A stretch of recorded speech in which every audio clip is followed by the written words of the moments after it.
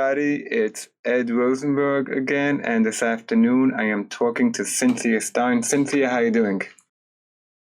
Great. Good to be back. Okay, it is good to be back. I'm a little bit rusty. I apologize to everybody. There were no videos past week or so. It's on me. But I got a full week ahead coming up. So first of all, Cynthia, what's going on new in your life? Well, we have a couple of really cool things to announce. One of them is with the change of our name, eGrowth Partners, from Online Sales Step by Step. And part of that is to reflect the fact that we've taken on a new partner. So there's 3 of us now, partners. And Peter Kearns has joined our company as a partner. And so we're really, really excited about that. Peter is a former Amazonian and spent several years working at Amazon, bringing businesses onto the platform and helping them be successful. And so now we're going to be able to offer this capability and this experience to our clients to help their stuff. We will also be able to do the fun things, which is help companies grow. So that's our big news. Also, I just was out last week too, because I was in London. We had just put on our first conference ourselves, and we were there with about 120 UK sellers, and we had a 2-day conference, and it was amazing. So I was very excited about that. I'm really looking forward to going back again in 2017 and just getting to know the European sellers better. Okay, so let's jump right into it. Product reviews. Now in the UK, speaking about the UK, there are no rules against product reviews. So everything is as is. Is that correct? Well, not really. So the rules that they have in the US apply across Amazon, across the world, but they are not being enforced yet. So what's going to happen in about 3 months is maybe even less, is all of the things that have happened here in the U.S. to U.S. sellers will be happening, UK, Europe, Japan, around the world. So Amazon tends to roll things out. UK tends to be a few months behind. But, I've had plenty of clients, and I had people in the UK last week saying to me, well, they haven't basically laid down the law yet. So, why don't we just do what we've been doing? And I tell them, no, don't do that, because what's happened in the U.S. is that, the U.S. sellers lost all those reviews, right? So, why would you spend time, money, and effort getting reviews that you're going to lose? And you may also, they may actually come after you for suspension. So there were people here in the U.S. that the only thing that happened was they lost some of their reviews, but there were plenty of others who got suspended. And I'm telling you, even after Amazon came out with these ironclad rules, people are still getting suspended. And I also try to explain, because they are trying to game the system, right? Be clever and smart. And Amazon doesn't appreciate, clever and smart in that sense. But in the UK, they're getting suspended for manipulating the platform too. So they're really not immune. It's just that the enforcement, the hammer hasn't come down yet. But when it does, it'll be just as hard in the UK. Mm-hmm. Okay, so now I know everyone's trying to figure out ways to get reviews and social proof for the Amazon listings. Now, if I just have people leave reviews on Facebook, is that okay?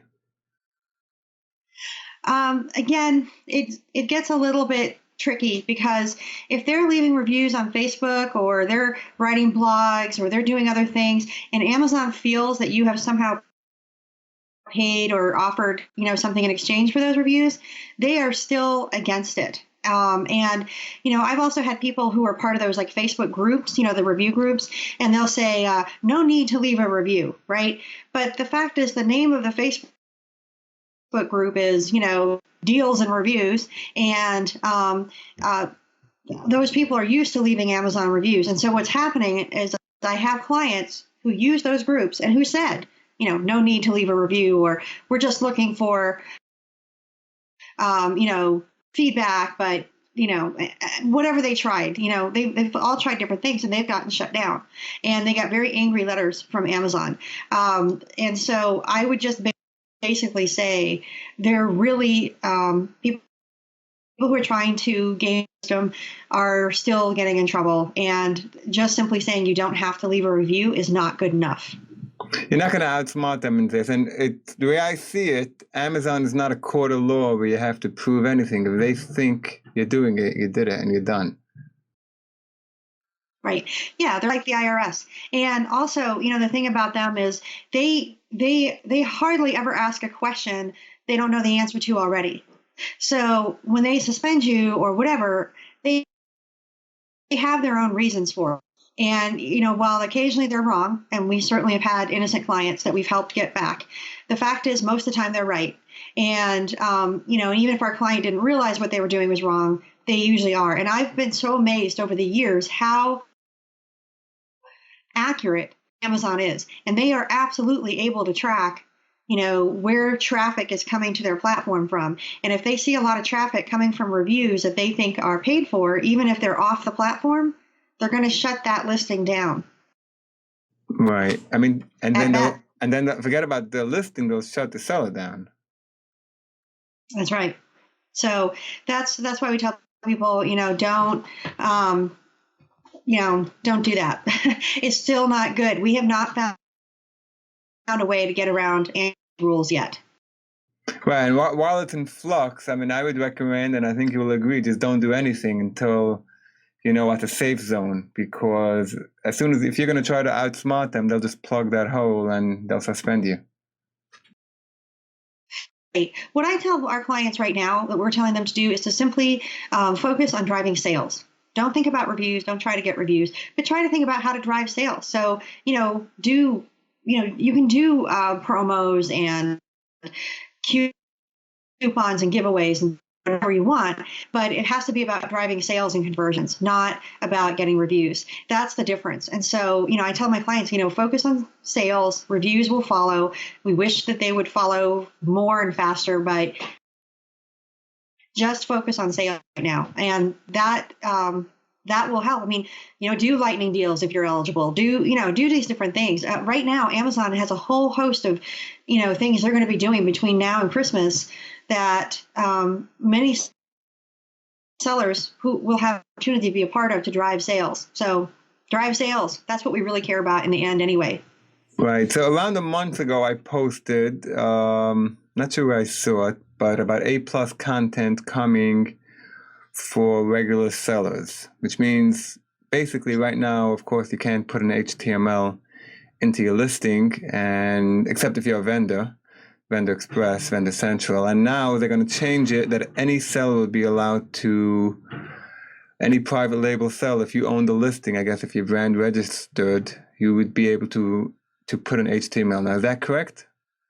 Yeah. So what's going to happen is A+ content and enhanced content is going to be available to third-party sellers. Now, of course, we're going to pay for this privilege, right? Amazon charges for this. They even charge their vendors. So when you see this enhanced content, somebody has generally paid for it. Sometimes Amazon does it for themselves, but basically, so it's not just HTML, although that's going to be really cool. And you'll be able to have more content. You'll also be able to do like some charts. You'll be able to do some graphic elements, and you'll also be able to have video. So again, that's a really powerful tool if you can show your product being used, and just, see better than having a lot of pictures. If you can see somebody, using the product. So now I heard a date, but I don't know, I can't swear that this is the date because Amazon changes things on us, but I heard it's going to be probably by this time next week. So the end of next week is what I heard. And so what I'm doing for some of our clients is we're actually kind of preparing in advance so that when the capability is there, they can jump on it fast, and they'll have their video ready, and they'll have their copy ready, and they'll have everything ready just to plug in. Like I said, I hope that it is next week. I can't swear that it is, but that's a very exciting development for sellers because we can make our listings really stand out. Right. I actually had in my blog post a few months ago, and I think it was November. So score one for the ASGTG. Okay, now this is a biggie. This is a biggie. So now, anytime things like this happen, I get suspicious. So a few sellers or a lot of sellers got suspended for rights owner complaints, and then they received emails in English that their accounts were reinstated. Now, those rights owner complaints made sense. They seemed real. So what's going on, and why were they reinstated? Okay, so these particular sellers, it was interesting because it took us a while to kind of track it down. But there were some people, they were suspended for intellectual property complaints, and some of the letters would say, we've warned multiple times, right? And about intellectual property complaints. Like, this was the letter that they often send people who regularly offend. And we had clients who had never ever gotten an intellectual property complaint who were getting these letters, and so we knew something was wrong, right? And we wrote a letter to one of our internal contacts, and within an hour, the people in our letter were reinstated, and then everybody was getting reinstated. So I don't know. I mean, we think it's our letter, but if nothing else, Amazon caught their mistake. Let's put it that way for sure. And it was a glitch. What we discovered in looking at all of our clients was that most of them, it was about licensed products. So you had, baseball, football, basketball, licensed products. And for many of them, not all of them though, many of them, they had a previous complaint, maybe an inauthentic that they had proven, and that kind of thing. But then, like I said, there were several that just had no issue whatsoever.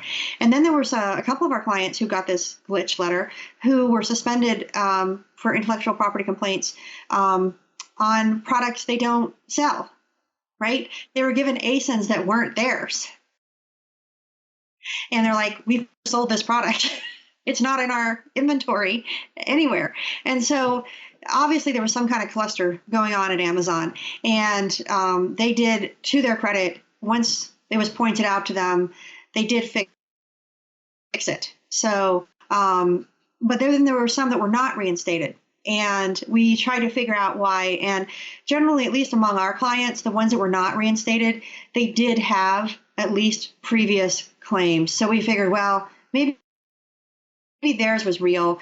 So we're helping them get reinstated. But I would just say that there's, if you sell licensed products, it's something to look at. And with several of our clients, we had done an assessment of their account as well, and discovered that several of them had lots of problems because a lot of those licensed products are drop shipped. And because they have a drop ship relationship, they're reliant on the partner supplier being accurate and on time. And so I would tell people who got that glitch, even though you're back, pray, I'm glad, but do take this opportunity to look in your account and see if you've got any problems going on, because we don't want Amazon to come back next week and suspend you again. Right, but these were not product quality issues. These were rights owner issues. So, for example, if these, you mm-hmm. right, so these particular ones were, But what I'm saying is they also tended to have issues about delivery, and they had other performance issues in their accounts that we just happened to see. And so we're like, and the thing is, they're common to people who sell licensed products, because if it's an authentic licensed product, you usually can't, you usually are drop shipping because it's being manufactured by the manufacturer. They ship it out to the buyer, rather than you keep a stockpile of, Cubs hats or something. And so that we've just seen a lot of clients where that's their model. And so, like I said, when I went and looked inside some of these accounts, I was like, but they may have another suspension in their future for performance issues. So take a look if you're a drop shipper and you got that glitch, because you may have something else going on.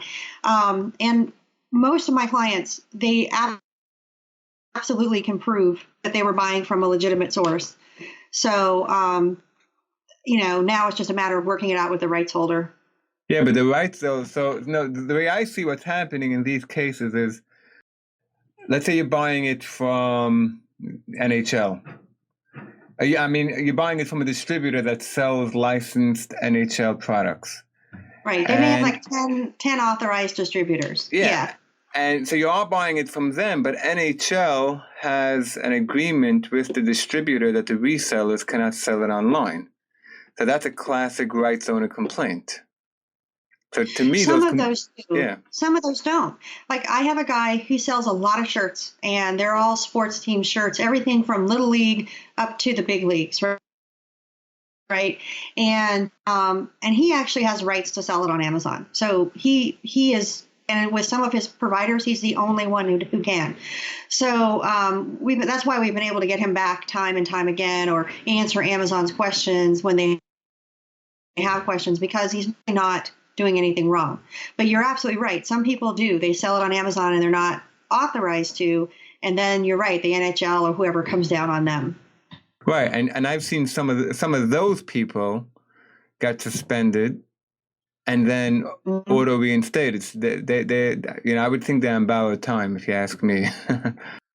That's right, and that's why I did say to people to look at what they're doing, because it doesn't mean that they won't get suspended again next week when Amazon fixes the problem. Exactly. So right? They obviously suspended too many people.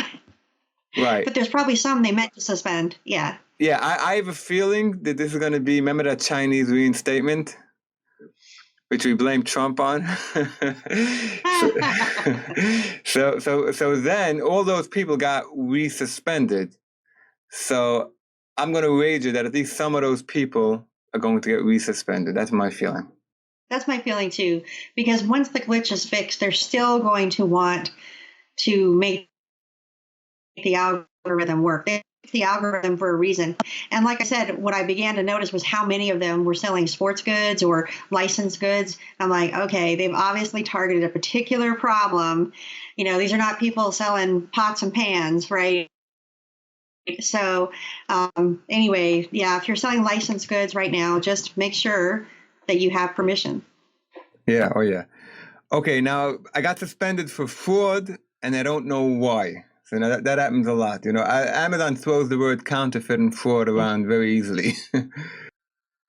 Well, that's right. And, I always say there's a difference between counterfeit and real counterfeit, because the real counterfeit, the one Amazon is positive is counterfeit, you don't get to appeal, right? They just shut you down and,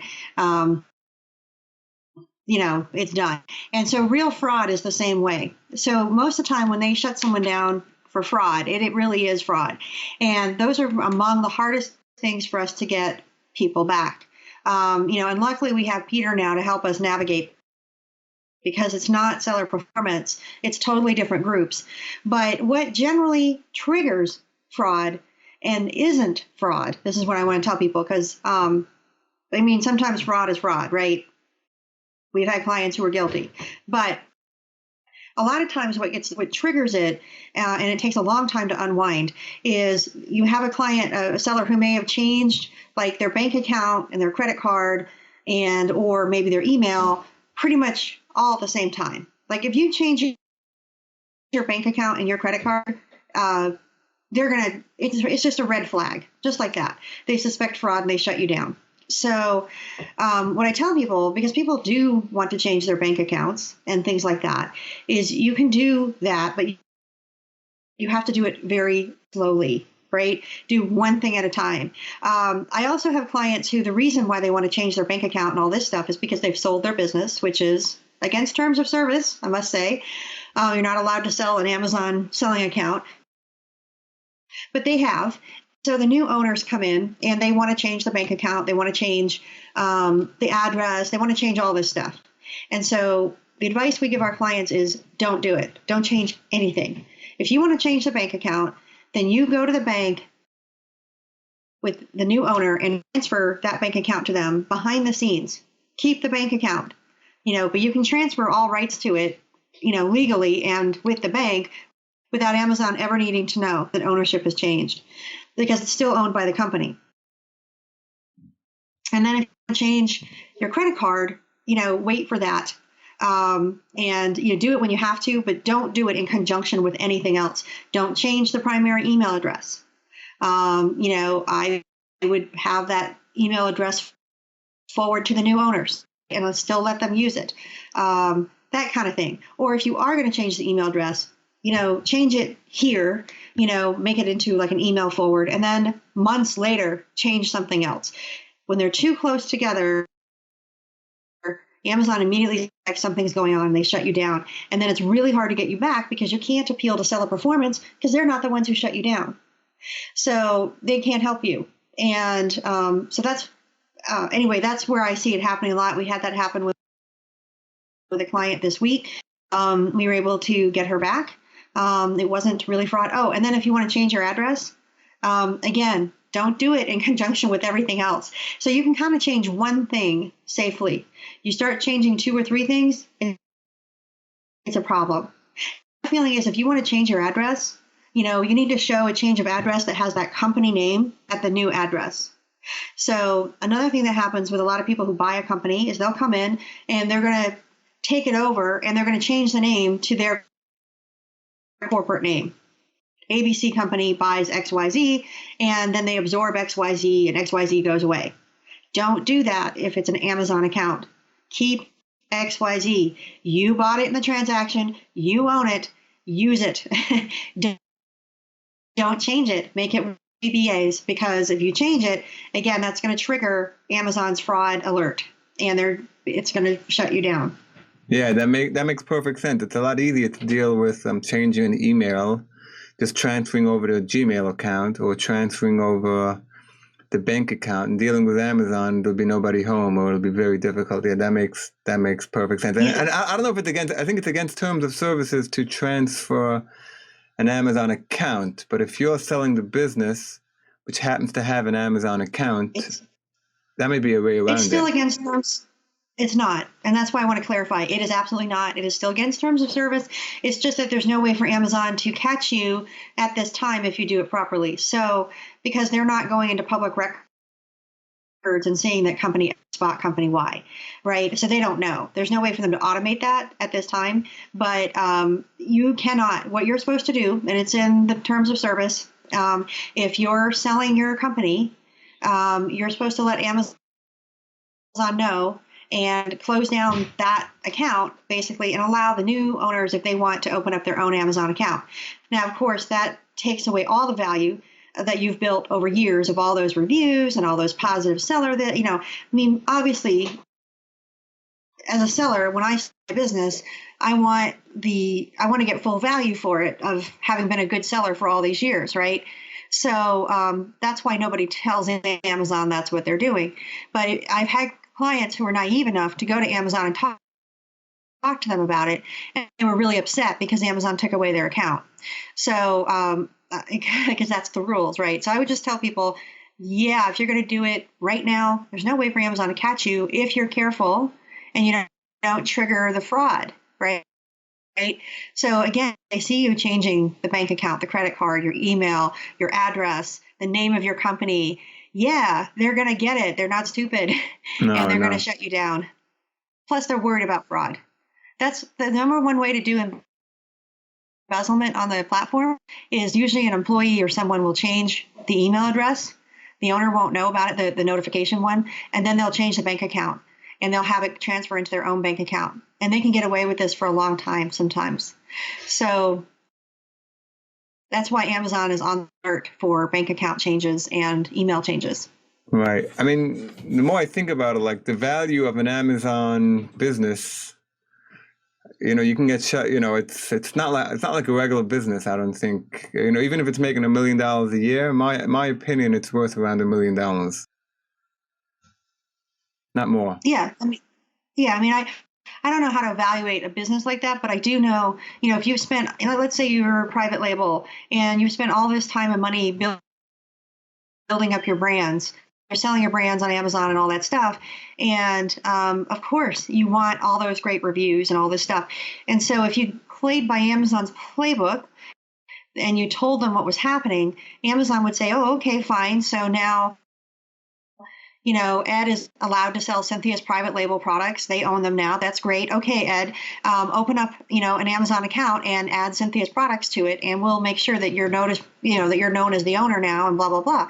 They'll help you with all of that. But then what happens is, of course, you lose all that goodwill. I mean, if I had, thousands of great seller feedbacks and all that stuff, it's all gone. Right, but the real value is in the private label and the product reviews, not so much. That's true. That's true. And you won't don't lose that because obviously the ASIN exists and the reviews are on the ASIN. So, if you had to shut down your account and, like I said, you would then import my products into your inventory, you would still have all those great reviews and feedback. And if I did the enhanced listing and all that, you have all of that. So that's true. You don't lose that. All you really lose is the potential years of goodwill if I was a good seller. Now, if I was a crappy seller, then you'll be like, you know what? I'm just going to buy your products and your brands, and I'm going to open my own account. Right. Because you don't want anything to do with me, right? And that I will tell people that is the other drawback if you buy an account, basically, is you may be buying their warts as well as their rewards. And because the other thing is the history of an account is forever. So anything ever happens on that account previous to your buying it, you don't know what the account annotations are, and you don't know how it might affect you going forward. Like I have a client and he's got a wonderful record with Amazon, and you would want to buy his company, but every time Amazon has a new program or they have a new this or a new that, they always invite him to it. He can sell just about any damn thing he wants to on the platform, and that's because his reputation and with Amazon is practically perfect. And he's been selling for 5 years, and he's just got a great record. He does wholesale, but there are others where they have things. They had a copyright infringement here. They may have had a suspension 2 years ago. They may have had this or that or that. And so that's all on your record. And it impacts, how generous Amazon is with you and how much they invite you to. And, it's just harder if you have problems to get the good stuff, right? So what do you make in of some cases? Yeah.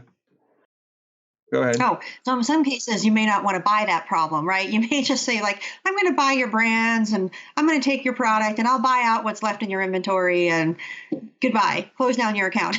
Right, but then you got to bring back the inventory and put that, which is also an expense. Well, it depends now. It seems like Amazon is having those free return days like regularly now. You might just wait. Say, we should have one in about a month. So in the next few weeks, I'll send everything back. Right. But I know, right? We don't know. We can't predict that. But yeah, if you get lucky, I've had a couple of clients who got lucky that way. Right. Now, what do you say about those account risk warnings? Were they real? Did you see those? A lot of accounts had account risk warnings that said target, you're at risk of suspension, and then they disappeared. You haven't seen that, right?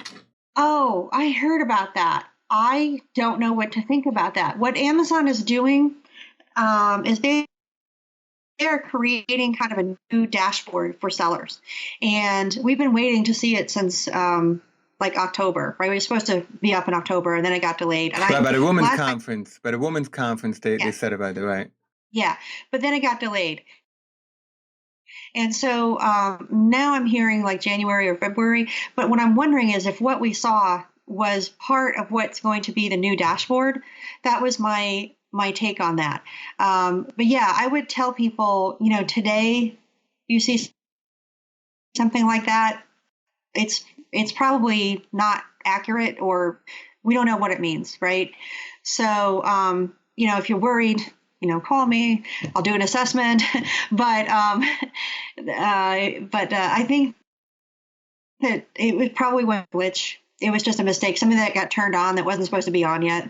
Yeah, that's exactly what I posted in my blog, because too many people were at risk. So unless if half my group is getting suspended tomorrow.